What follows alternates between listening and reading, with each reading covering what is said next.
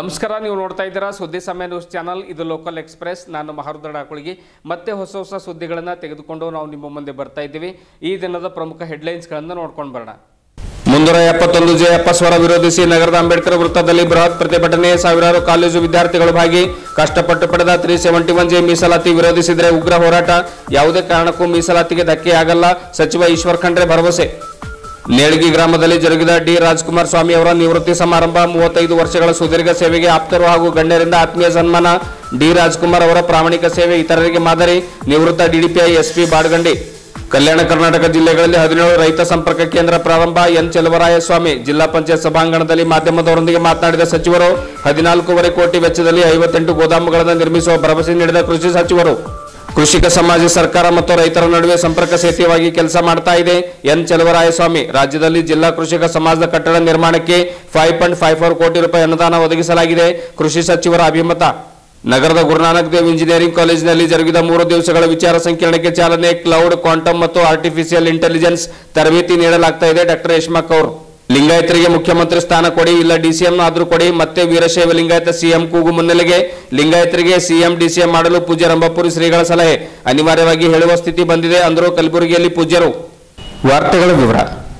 371 J ಕುರಿತು ಅಪಸ್ವರ ಎತ್ತುತ್ತಿರುವಂತಹ ಬೆಂಗಳೂರಿನ ಹಸಿರು ಪ್ರತಿಷ್ಠಾನ ಹಾಗೂ ಅವರ ಹಿಂದಿರುವಂತಹ ಕಾಣದ ಕೈಗಳ ವಿರುದ್ಧ ಬೀದರ್ ನಗರದ ಅಂಬೇಡ್ಕರ್ ವೃತ್ತದಲ್ಲಿ ಕಲ್ಯಾಣ ಕರ್ನಾಟಕ ಹೋರಾಟ ಸಮಿತಿ ವತಿಯಿಂದ ಬೃಹತ್ ಪ್ರತಿಭಟನೆಯನ್ನು ನಡೆಸಲಾಯಿತು.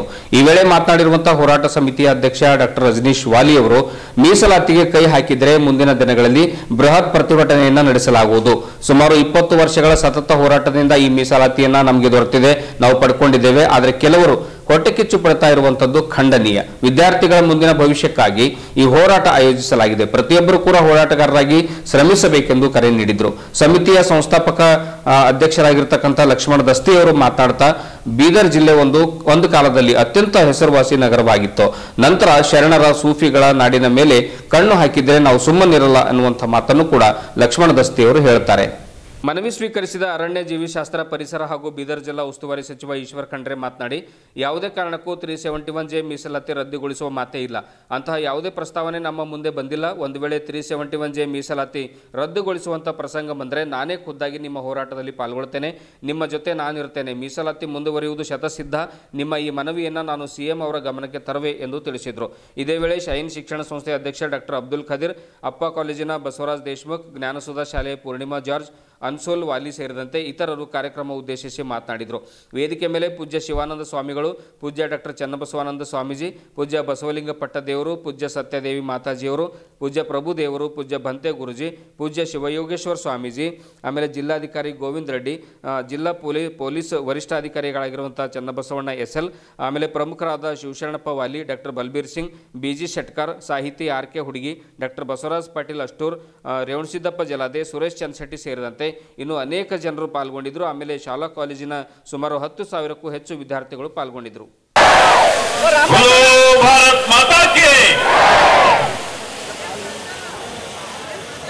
ಆತ್ಮೀಯ ಬಂಧುಗಳ, ವೇದಿಕೆ ಮೇಲೆ ಆಸೀನರಾದಂತ ಪರಮ ಪೂಜ್ಯ ಬಸವಲಿಂಗ ಪಟ್ಟದೇವರು ಅವರಿಗೂ, ಪರಮ ಪೂಜ್ಯ ಶಿವಯೋಗೇಶ್ವರ ಸ್ವಾಮೀಜಿ ಬಾತಮ್ರ ಅವರಿಗೂ, ಪೂಜ್ಯ ಭಂತೆ ಅವರಿಗೂ, ನನ್ನ ಮತ್ತೆ ಬಲ್ದಾಳ್ ಶರಣರಿದ್ದಾರೆ, ಎಲ್ಲ ಪೂಜ್ಯರಿಗೆ ನನ್ನ ನಮನಗಳನ್ನು ಸಲ್ಲಿಸುತ್ತಾ, ಈ ಒಂದು ಸಮಿತಿಯ ಎಲ್ಲ ಅಧ್ಯಕ್ಷರು ಮತ್ತು ಪದಾಧಿಕಾರಿಗಳಿದ್ದೀರಿ. ಹಾಗೆ ನನ್ನ ಜೊತೆಯಲ್ಲಿ ಹೋರಾಟ ಸಚಿವರಾದಂತಹ ಮಾನ್ಯ ರಹೀಂ ಖಾನ್ ಅವರು, ವಿಧಾನ ಪರಿಷತ್ತಿನ ಸದಸ್ಯರಾದಂತಹ ಮಾನ್ಯ ಶಶೀಲ್ ನಮೋಶಿಜಿ ಅವರು, ಮಾನ್ಯ ಜಾಬ್ಶೆಟ್ಟಿ ಅವರು, ಮತ್ತೆ ಎಲ್ಲ ಪ್ರಮುಖ ನಮ್ಮ ಜಿಲ್ಲೆಯ ರಜನೀಶ್ ವಾಲಿ ಅವರು ಹಿಡ್ಕೊಂಡು ದಸ್ತಿ ಅವರು ಬಂದಿದ್ದಾರೆ, ಬಸವರಾಜ್ ಅವರು ಇದ್ದಾರೆ. ಎಲ್ಲರ ಹೆಸರು ತೆಗೆದುಕೊಂಡ್ರೆ ಬಹಳ ಸಮಯ ಆಗ್ತದೆ. ಹೀಗಾಗಿ ಸಿಎಂಸಿ ಅಧ್ಯಕ್ಷರಿದ್ದಾರೆ, ಜಾಬ್ಶೆಟ್ಟಿ ಅವರಿದ್ದಾರೆ. ವೇದಿಕೆ ಮೇಲೆ ಆಸೀನರಾದಂತ ಎಲ್ಲ ಬೀದರ್ ಜಿಲ್ಲೆಯ, ಕಲಬುರಗಿಯ ಈ ಕಲ್ಯಾಣ ಕರ್ನಾಟಕ ಭಾಗದ 7 ಜಿಲ್ಲೆಗಳ ಪ್ರತಿನಿಧಿಗಳು ಸುಮಾರು ಜನ ಇಲ್ಲಿಗೆ ಆಗಮಿಸಿದ್ದಾರೆ. ಅವ್ರ ಜೊತೆಯಲ್ಲಿ ಎಲ್ಲಾ ಸಂಘ ಸಂಸ್ಥೆಗಳ ಅಧ್ಯಕ್ಷರುಗಳಿದ್ದೀರಿ. ಮತ್ತೆ ಈ ಕಾಲೇಜಿನ ಈ ಒಂದು ಸಭೆಯಲ್ಲಿ ಕೇಂದ್ರ ಬಿಂದುಗಳು ಅಂತ ಹೇಳಿದ್ರೆ ನಮ್ಮ ಭಾಗದ, ನಮ್ಮ ರಾಜ್ಯದ, ನಮ್ಮ ದೇಶದ ಮುಂದಿನ ಪೀಳಿಗೆ ನಮ್ಮ ಆಸ್ತಿ ಅಂತ ಹೇಳಿದ್ರೆ ನಮ್ಮ ವಿದ್ಯಾರ್ಥಿನಿಗಳು ನೀವೆಲ್ಲ ಇಲ್ಲಿಗೆ ಬಂದಿದ್ದೀರಿ, ಇದಕ್ಕೆ ಕಳೆ ತಂದಿದ್ದೀರಿ.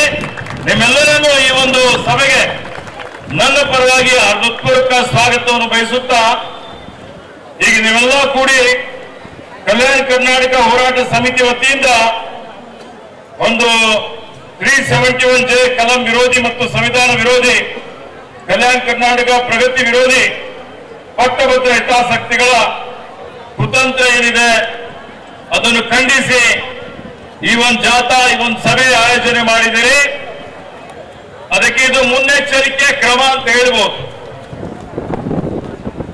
ಈ ಮುನ್ನೆಚ್ಚರಿಕೆಯ ಕ್ರಮದ ನಿಮಿತ್ತ ನಾವೆಲ್ಲ ಪಕ್ಷಾತೀತವಾಗಿ ಒಂದೇ ವೇದಿಕೆ ಮೇಲೆ ಸೇರಿದ್ದೇವೆ ಮತ್ತು ಈ ಹೋರಾಟಕ್ಕೆ, ಈ ಅನಿಸಿಕೆಗೆ ನಮ್ಮೆಲ್ಲರ ಸಂಪೂರ್ಣವಾದಂತಹ ಒಂದು ಬೆಂಬಲ ಇದೆ. ಹೀಗಾಗಿ ನಾನು ಆಯೋಜಕರಿಗೆ ನನ್ನ ಪರವಾಗಿ, ಸರ್ಕಾರದ ಪರವಾಗಿ ಹಾರ್ದಿಕ ಅಭಿನಂದನೆ ಸಲ್ಲಿಸ್ತಾ ಇದ್ದೇನೆ. ಆತ್ಮೀಯ ಬಂಧುಗಳೇ, ಇವತ್ತು ಭಾಷಾವಾರು ಪ್ರಾಂತ ರಚನೆ ಆದಂತಹ ಸಂದರ್ಭದಲ್ಲಿ ನಮ್ಮ ಭಾಗದ ನಾಯಕರುಗಳು ಏನು ಲಿಂಗಕ್ಕೆ ಚನ್ನಬಸವ ಪಟ್ಟದೇವರು, ಪೂಜ್ಯ ಭೀಮಣ್ಣ ಖಂಡ್ರೆ ಅವರು, ಆರ್.ವಿ. ಬಿಡಪ್ಪ ಅವರು ಹಾಗೂ ಇಡೀ ಕಲ್ಯಾಣ ಕರ್ನಾಟಕಕ್ಕಾಗಿ ಕರ್ನಾಟಕ ರಾಜ್ಯದಲ್ಲಿ ಸೇರ್ಪಡೆ ಆಗಬೇಕು ಅಂತ ಏನು ಹೋರಾಟ ಮಾಡಿದ್ರು, ಅವರೆಲ್ಲರ ಒಂದು ಕನಸಿತ್ತು. ಮೈಸೂರು ರಾಜ್ಯದಲ್ಲಿ ನಾವೆಲ್ಲ ಸೇರ್ಬೇಕು, ಮಾತೃಭಾಷೆ ಕನ್ನಡಿಗರು ಬಹುಸಂಖ್ಯಾತರಿದ್ದಾರೆ ಅಂತ ಹೇಳಿ ಇಲ್ಲಿ ಹೋರಾಟ ಮಾಡಿದಾಗ ಇವತ್ತು ಯಾವ ರೀತಿಯಲ್ಲಿ ನಾವು ಕರ್ನಾಟಕ ರಾಜ್ಯದಲ್ಲಿ ಮೈಸೂರು ತರ ಅಭಿವೃದ್ಧಿ ಆಗಬೇಕು ಅನ್ನೋಂಥದ್ದು, ಅಭಿವೃದ್ಧಿಯಿಂದ ವಂಚಿತರಾಗಿದ್ದೇವೆ ಅವಾಗ.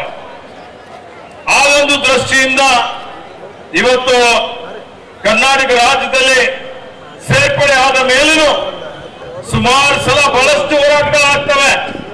ಈ ಭಾಗಕ್ಕೆ ಪ್ರಾದೇಶಿಕ ಅಸ್ಪತ್ರೆ ಇದೆ, ಇದು ನಿವಾರಣೆ ಮಾಡಬೇಕು ಅಂತ ಹೇಳಿ ಎಲ್ಲ ಅನೇಕ ಸಮಿತಿಗಳಾಗ್ತವೆ.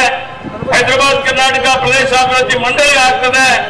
ಒಂದ್ಸಲ ಧರ್ಮಸಿಂಗ್ ಅವರ ಅಧ್ಯಕ್ಷತೆಯಲ್ಲಿ, ಇನ್ನೊಂದ್ಸಲ ಇವೆಲ್ಲ ಆಗಿದ್ಮೇಲೆ ಕೊನೆಯದಾಗಿ ಇದಕ್ಕೆ ಒಂದು ಪರಿಹಾರ ಏನಪ್ಪಾ ಅಂದ್ರೆ ಸಂವಿಧಾನ ಅನುಚ್ಛೇದ 371ಕ್ಕೆ ತಿದ್ದುಪಡಿ ತಂದು ಇದಕ್ಕೆ ವಿಶೇಷ ಸ್ಥಾನಮಾನ ಕೊಡಬೇಕು ಅಂತ ಬಹಳ ಹೋರಾಟ ನಡೀತದೆ. ಆ ಹೋರಾಟದ ಸಮಯದಲ್ಲಿ ಬಹಳಷ್ಟು ಡೆವಲಪ್ಮೆಂಟ್ ಆಗ್ತದೆ. ಈಗ ಯಾರ್ಯಾರು ಹೋರಾಟ ಮಾಡಿದ್ದಾರೆ ನಿಮ್ ಗಮನದಲ್ಲಿದೆ. ಇವತ್ತು ಹಿಂದೆ ವೈಜನಾಥ್ ಪಾಟೀಲ್ ಅವರು ಮಾಡಿದ್ರು, ಅವ್ರ ಜೊತೆಯಲ್ಲಿ ನಮ್ಮ ಜಿಲ್ಲೆ ಅನೇಕ ನಾಯಕರುಗಳು, ವಿಶ್ವನಾಥ್ ರೆಡ್ಡಿ ಮುದ್ದಾಳ್ರವರು, ಭೀಮಣ್ಣ ಖಂಡ್ರೆ ಅವರು, ಸುಮಾರು ಜನ ಎಲ್ಲ ಹೋರಾಟ ಮಾಡಿದ್ದಾರೆ. ಅದಾದ್ಮೇಲೆ ಇದು ಕಾರ್ಯಗತ ಆಗ್ಬೇಕು ಅಂತ ಹೇಳಿದ್ರೆ ಮುಖ್ಯವಾದಂತಹ ಕಾರಣಕರ್ತರು ಇವತ್ತು ಈ ಭಾಗದ ಮೇಲ್ ವ್ಯಕ್ತಿತ್ವ ನಾಯಕರಾದಂತ ಮಾನ್ಯ ಮಲ್ಲಿಕಾರ್ಜುನ್ ಖರ್ಗೆಜಿ ಅವರು, ದೇವಂದೇತ ಧರ್ಮಸಿಂಗ್ ಅವರು, ಇವರೆಲ್ಲ ಲೋಕಸಭೆಯಲ್ಲಿ ಎಸ್.ಎಂ. ಕೃಷ್ಣ ಅವರ ಸರ್ಕಾರ ಇದ್ದಾಗ ಅವಿರೋಧವಾಗಿ ಒಂದು ವಿಧಾನಸಭೆಯಲ್ಲಿ, ವಿಧಾನ ಪರಿಷತ್ತಿನಲ್ಲಿ ಒಂದು ಪ್ರಸ್ತಾವ ಹೋಗ್ತದೆ. ಕೇಂದ್ರದ NDA ಸರ್ಕಾರ ಇದ್ದಂತಹ ಸಂದರ್ಭದಲ್ಲಿ ಒಂದು ರಾಜ್ಯಕ್ಕೆ ನಾವು ಏನಾದ್ರೂ ವಿಶೇಷ ಸ್ಥಾನಮಾನ ಕೊಟ್ಟರೆ ಇಡೀ ದೇಶದಾದ್ಯಂತ ಇದು ಎಲ್ಲಾ ಕಡೆ ಪೆಂಡೋರಾಸ್ ಬಾಕ್ಸ್ ಓಪನ್ ಆಗ್ತದೆ. ಬಹಳ ಮಂದಿ ಕೇಳ್ತಾರೆ, ಕೊಡ್ಲಿಕ್ಕಾಗಲ್ಲ ಅಂತ ಹೇಳಿ NDA ಸರ್ಕಾರ ಇದು ತಿರಸ್ಕಾರ ಮಾಡಿದ್ರು. ನಾಡಿನವರಲ್ಲ, ಬಸವಣ್ಣ, ಅಕ್ಕ ಮಹಾದೇವಿ, ಅಲ್ಲಮ ಪ್ರಭುಗಳು ಓಡಾಡಿದ ನಾಡು, ಗುರುನಾನಕ್ ದೇವ್ಜಿ ಅವರು ಬಂದಂತಹ ನಾಡು. ಅಷ್ಟೇ ಅಲ್ಲ, ನಮ್ಮ ಬೀದರ್ ಒಂದು ಕಾಲಕ್ಕೆ ಮೆಡಿವಲ್ ಇಂಡಿಯಾ ಅಂತ ನಾವೇನ್ ಹೇಳ್ತೀವಿ, ಹಿಸ್ಟ್ರಿನಲ್ಲಿ ನಾವೇನ್ ಕಲಿತೀವಿ, ಮೆಡಿವಲ್ ಇಂಡಿಯಾ ಟೈಮ್ ನಲ್ಲಿ ಬೀದರ್ ಇಡೀ ದಖ್ಖನ್ನಿನ ಅರ್ಧ ಭಾಗ ಉತ್ತರ ಭಾರತ ಮತ್ತು ಇಡೀ ದಖ್ಖನ್ನಿನ ರಾಜಧಾನಿಯಾಗಿತ್ತು. ಬಹಮನಿ ಮತ್ತು ಗರೀಬ್ ಶಾಹಿ ಆಡಳಿತಗಳಲ್ಲಿ ನಾವು ರಾಜಧಾನಿಯಲ್ಲಿ ಇದ್ದೇವೆ. ನಾವು ರಾಜಧಾನಿಯಲ್ಲಿ ಇರ್ತಕ್ಕಂತಹ ಜನ. ನಿಮಗೆ ಇನ್ನೊಂದು ಇತಿಹಾಸ ಗೊತ್ತಿರ್ಲಿ. ನಮ್ಮ ದೊಡ್ಡ ಮನಸ್ಸು ಎಷ್ಟಿತ್ತು ಅಂತಂದ್ರೆ, ನಮ್ಮ ದೊರೆ, ಆಗಿನ ಕಾಲದ ನಮ್ಮ ದೊರೆ ಏನ್ ಮಾಡಿದ್ರು ಅಂತಂದ್ರೆ, ಹೈದರಾಬಾದ್ ನಾಮೋನಿಶಾನ್ ಇರ್ಲಿಲ್ಲ. ಹೈದರಾಬಾದ್ ಅಂತಕ್ಕಂಥ ಒಂದು ಪಟ್ಟಣವೇ ಇರ್ಲಿಲ್ಲ. ಆ ಸಮಯಕ್ಕೆ ಕುಲಿ ಕುತುಬ್ ಖಾನ್ ಅಂತ ಒಬ್ರು ಇರ್ತಾರೆ. ಅವರು ನಮ್ಮ ದೊರೆಯ ಕೈ ಕೆಳಗಡೆ ಕೆಲಸ ಮಾಡಿರ್ತಾರೆ. ಅವ್ರು ತುಂಬಾ ಚೆನ್ನಾಗಿ ಕೆಲಸ ಮಾಡ್ತಾರೆ. ನಾವೆಲ್ಲ ತುಂಬಾ ಒಳ್ಳೆ ಮನಸ್ಸಿನವರಲ್ಲ. ನಮ್ಮ ದೊರೆ ಅವ್ರನ್ನ ಮೆಚ್ಕೊಂಡ್ ಬಿಡ್ತಾರೆ. ಬಹಳ ಒಳ್ಳೆ ಕೆಲಸ ಮಾಡ್ತೀಯಪ್ಪ, ನಿನ್ಗೆ ಏನ್ ಬೇಕು ನೋಡು, ಏನ್ ಬೇಕು ಹೇಳು, ನಿನಗೆ ಗೋಲ್ಕೊಂಡ ಕೊಟ್ಟು ಬಿಡ್ತೀನಿ, ಹೋಗು ನೀನು ಗೋಲ್ಕೊಂಡನಲ್ಲಿ ಇರು ಅಂತ ಹೇಳ್ಬಿಡ್ತಾರೆ. ಸೊ ಹಂಗಾಗಿ ಗೋಲ್ಕೊಂಡವನ್ನ ಅವರಿಗೆ ಕೊಡ್ತಾರೆ, ದಾನ ಕೊಡ್ತಾರೆ. ಅವರಿಗೆ ಗೋಲ್ಕೊಂಡವನ್ನ ದಾನವಾಗಿ ಕೊಡ್ತಾರೆ, ಒಂದು ಶಬಾಷಿ ಅಂತ ಕೊಡ್ತಾರೆ. ಮುಂದೆ ಅದು ಕಾರಣಾಂತರಗಳಿಂದ ರಾಜಕೀಯವಾಗಿ ತುಂಬಾ ಬೆಳೆದು ಬಿಡ್ತು. ಅದು ಹೈದರಾಬಾದ್ ಆಗಿ ಹೋಯ್ತು. ಹೈದರಾಬಾದ್ ಸಂಸ್ಥಾನ ಆದಾಗ, ಹೈದರಾಬಾದ್, ಇದನ್ನ ಕೇಳ್ರಿ, ಇದು ನಿಮ್ಮ ಇತಿಹಾಸ. ಇಲ್ಲಿ ಯಾವುದೇ ಜಾತಿ ವಿಶೇಷದ ಇತಿಹಾಸ ಅಲ್ಲ ಇದು. ನಾನು ಯಾವಾಗ್ಲೂ ಈ ಮಾತನ್ನ ಹೇಳ್ತೇನೆ. ಏನಂತಂದ್ರೆ, ನಾವು ನಮ್ಮ ಭಾಗದ ಮೇಲೆ ದಾಳಿ ಮಾಡಿದಂತಹ ದಾಳಿಕೋರರು ಕೆಲವೊಂದು ಸತಿ ಆ ದಾಳಿಕೋರರನ್ನು ಕೂಡ ತುಂಬಾ ರಂಜಿಸಿ ಮಾತಾಡ್ತೇವೆ. ಆದ್ರೆ ಇವತ್ತು ಈ ಇತಿಹಾಸವನ್ನ ಕೇಳ್ರಿ. ಬೀದರಿನ ಮೇಲೆ ನಾನು ಕೆಲವೊಂದು ಕಾಂಟ್ರವರ್ಷಿಯಲ್ ಹೆಸರುಗಳನ್ನ ತಗೊಳ್ತಾ ಇದ್ದೀನಿ ಇವಾಗ. ಬೀದರಿನ ಮೇಲೆ ಮೊಘಲರ ದಬ್ಬಾಳಿಕೆ ಆದಾಗ ಇಲ್ಲಿ ಹಿಂದೂ ಮುಸ್ಲಿಂ ಅನ್ನದೇ ಎಲ್ಲ ಮಹಿಳೆಯರ ಚೀರಹರಣವಾಗಿದೆ, ಎಲ್ಲ ಮಕ್ಕಳ ಜೀವ ಹೋಗಿದೆ, ಎಲ್ಲ ಮಕ್ಕಳು ಕೂಡ ಇಲ್ಲಿ ಬಲಿಯಾಗಿದ್ದಾರೆ. ಹಿಂದೂ ಮುಸ್ಲಿಂ ಅಂತ ಇರ್ಲಿಲ್ಲ ಆಗ. ಅದು ರಾಜ್ಯಗಳ ಮಧ್ಯೆ ಇರ್ತಕ್ಕಂಥ ಒಂದು ಹೋರಾಟ ಇತ್ತು. ಇಲ್ಲಿ ಭಾರತ ಅಂದ್ರೆ ಬೀದರಿನ ಮೇಲೆ ಮುಘಲರು ಬಂದು ದಬ್ಬಾಳಿಕೆ ಮಾಡಿದಾಗ, ಡೆಕ್ಕನ್ ಮೇಲೆ ಯಾವಾಗ ದಬ್ಬಾಳಿಕೆ ಪ್ರಾರಂಭವಾಯಿತು ಆವಾಗ ಬೀದರಿನಲ್ಲಿ ಮುಸ್ಲಿಂ ರಾಜರೇ ಇದ್ದರು. ಆದರೆ ಅವರ ಕೈ ಕೆಳಗಡೆ ಎಷ್ಟೋ ಜನ ಹಿಂದೂ ಜನರು ಕೂಡ ಕೆಲಸವನ್ನ ಮಾಡ್ತಾ ಇದ್ರು. ಇವತ್ತು ಓಲ್ಡ್ ಸಿಟಿಗೆ ಹೋಗಿ ನೋಡ್ರಿ, ನಮ್ಮ ರಾಜಧಾನಿ ಅದು, ನಮ್ಮ ಬೀದರಿನ ರಾಜಧಾನಿ ಅದು. ಕೋಟೆ ಹೇಗಿದೆ ನೋಡ್ರಿ, ನಮ್ಮ ಸಿಟಿ ಹೇಗಿದೆ ನೋಡ್ರಿ. ಅಲ್ಲಿ ಎಲ್ಲ ಪಂಗಡದ ಎಲ್ಲ ಜನಾಂಗದ ಜನರು ಕೂಡ ಜೊತೆಗೆ ವಾಸಿಸ್ತಾ ಇದ್ರು. ಆದರೆ ದಬ್ಬಾಳಿಕೆಗಳಾದ ಮೇಲೆ, ಮುಘಲರ ದಬ್ಬಾಳಿಕೆ ಬೀದರಿನ ಮೇಲೆ ಆದಾಗ ಬರೀ ಹಿಂದೂ ಹೆಣ್ಣು ಮಕ್ಕಳ ಚೀರಹರಣವಾಗಿಲ್ಲ, ಮುಸ್ಲಿಂ ಹೆಣ್ಣು ಮಕ್ಕಳ ಚೀರಹರಣವೂ ಆಗಿದೆ. ಹಾಗಾಗಿ ನಾವೆಲ್ಲರೂ ಕಷ್ಟದಲ್ಲಿ ಒಂದೇ ಆಗಿರ್ತಕ್ಕಂತಹ ಜನ. ಹಾಗಾಗಿ ಬೀದರ್ ನಮ್ಮದು ಅನ್ನೋದು ಎಲ್ಲರಿಗೂ ಗೊತ್ತಿರ್ಲಿ. ಇಲ್ಲಿ ಜಾತಿ ಮತ ಪಂಥಗಳೆಂದು ಎಂದೂ ಜಗಳಾಡೋದಕ್ಕೆ ಹೋಗ್ಬೇಡ್ರಿ. ಯಾಕಂತಂದ್ರೆ ನಾವು ಎಲ್ಲ ಹೋರಾಟಗಳನ್ನು ಜೊತೆಗೇನೆ ಮಾಡಿದ್ದೇವೆ. ಹಾಗಾಗಿ ಇವತ್ತು ಮತ್ತೆ 371 ಆರ್ಟಿಕಲ್ಗೆ ನಾವೆಲ್ಲರಿಗೂ ಜೊತೆಗೇನೆ ಬರ್ಬೇಕು. ಹೈದರಾಬಾದ್ ದೊಡ್ಡದಾಗಿ ಬೆಳೆದ ಮೇಲೆ ಬೀದರಿಗೆ ಅವನತಿ ಪ್ರಾರಂಭ ಆಯಿತು. ಬೀದರಿನ ಕಡೆಗೆ ಯಾರು ನೋಡ್ಲೇ ಇಲ್ಲ. ಆಕ್ಚುಲಿ ಬೀದರ್ನ ಒಬ್ಬ ನಿಜಾಮರು, ಸಫ್ದರ್ಜಂಗ್ ಅಂತ ಇದ್ದಾರೆ, ಅವರು ತಮ್ಮ ರಾಜಧಾನಿಯನ್ನ ಮಾಡ್ಕೋಬೇಕು ಅಂತ ಟ್ರೈ ಮಾಡಿದ್ರು. ಆದ್ರೆ ಅವರ ಅಣ್ಣನೇ ಅವರನ್ನ ಕೊಲೆ ಮಾಡ್ತಾನೆ. ಈ ಕಥೆಯನ್ನ ಕೇಳ್ರಿ, ಎಷ್ಟು ರೋಚಕವಾಗಿದೆಯೋ. ಆದ್ರೆ ಅವರ ಅಣ್ಣನೇ ಅವರನ್ನ ಇಲ್ಲಿ ಕೊಲೆ ಮಾಡ್ತಾನೆ. ಆ ರಾಜನಿಗೆ ಬೆನ್ನೆಲುಬಾಗಿ ನಿಂತಂತವರು ಒಬ್ಬ ಮಲ್ಕಪ್ಪ ಅಂತ ಒಬ್ರು ಇರ್ತಾರೆ, ಅವರ ಸೇನಾಧಿಪತಿ, ಹಾಗೂ ಫ್ರೆಂಚ್ ಒಬ್ಬ ಸೇನಾಧಿಪತಿ ಇರ್ತಾರೆ. ಇವರಿಬ್ರು ಅವರಿಗೆ ಬೆನ್ನೆಲುಬಾಗಿ ನಿಂತಿರ್ತಾರೆ. ಆದ್ರೂ ಕೂಡ ಅವರಿಗೆ ಸೋಲಾಗ್ತದೆ, ಅವರು ಸಾಯ್ತಾರೆ, ಅವರನ್ನ ಕೊಲೆ ಮಾಡಲಾಗ್ತದೆ. ಅವರ ಅಣ್ಣನಿಂದ, ನಿಜಾಮನಿಂದ ಅವರು ಕೊಲೆ ಆಗ್ತಾರೆ. ಕೊಲೆ ಆದ್ಮೇಲೆ ಅವರ ಹೆಣವನ್ನ ಹೀಗೆ ಹಾಕಿಬಿಟ್ಟಿರ್ತಾರೆ. ಆತ ಮುಸ್ಲಿಂ ದೊರೆ ರೋಡ್ ಮೇಲೆ ಹಾಕ್ಬಿಟ್ಟಿರ್ತಾರೆ. ಮಲ್ಕಪ್ಪ ಅಂತಕ್ಕಂಥ ಒಬ್ಬ ವ್ಯಕ್ತಿ ಆತನನ್ನ ತೆಗೆದುಕೊಂಡು ಹೋಗಿ ಇಲ್ಲಿ ನಮ್ದು ದರ್ಗಾ ಇದೆಯಲ್ಲ, ಓಲ್ಡ್ ಸಿಟಿನಲ್ಲಿ ದರ್ಗಾ ಇದೆಯಲ್ಲ, ಆ ದರ್ಗಾದಲ್ಲಿ ಅವರ ಶಾಸ್ತ್ರೋಕ್ತವಾಗಿ ಅವರಿಗೆ ಅಂತ್ಯವನ್ನ ಕಾಣಿಸ್ತಾರೆ. ಇವತ್ತಿಗೂ ಕೂಡ ಅಲ್ಲಿ ಅವರಿಗೆ ನಮನಗಳು ಆಗ್ತವೆ. ಸೊ ಈ ತರಹದ ಇತಿಹಾಸ ಇರ್ತಕ್ಕಂಥದ್ದು ನಮ್ಮ ಬೀದರ್. अफगानिस्तान के लोग हैं, पाकिस्तान के लोग हैं और अलग अलग मुल्क के लोग हैं, हैदराबाद के लोग नहीं है. अंदाजा उस्मान अली खान अंदरू सब अपने से एक लिख कर दे अंदरू अವಾಗ ಒಂದು ಅರ್ಜಿ ಕೊಟ್ಟಾಗ ಅವಾಗ ಮುಲ್ಕಿ ರೂಲ್ ಜಾರಿ ಆಯ್ತು. 1919 ಮುಲ್ಕಿ ರೂಲ್ ಜಾರಿ ಆಯ್ತು. ಅದೇ ದೇಶದ ಭಾರತ ಸಂವಿಧಾನದಾಗ ಡಾಕ್ಟರ್ ಬಾಬಾ ಸಾಹೇಬ್ ಅಂಬೇಡ್ಕರ್ ಅವರು ಸಂವಿಧಾನದ 371 ಕಲಂ ಏನಪ್ಪಾ ಅಂದ್ರೆ ಅವಕಾಶ ಕೊಟ್ಟರು.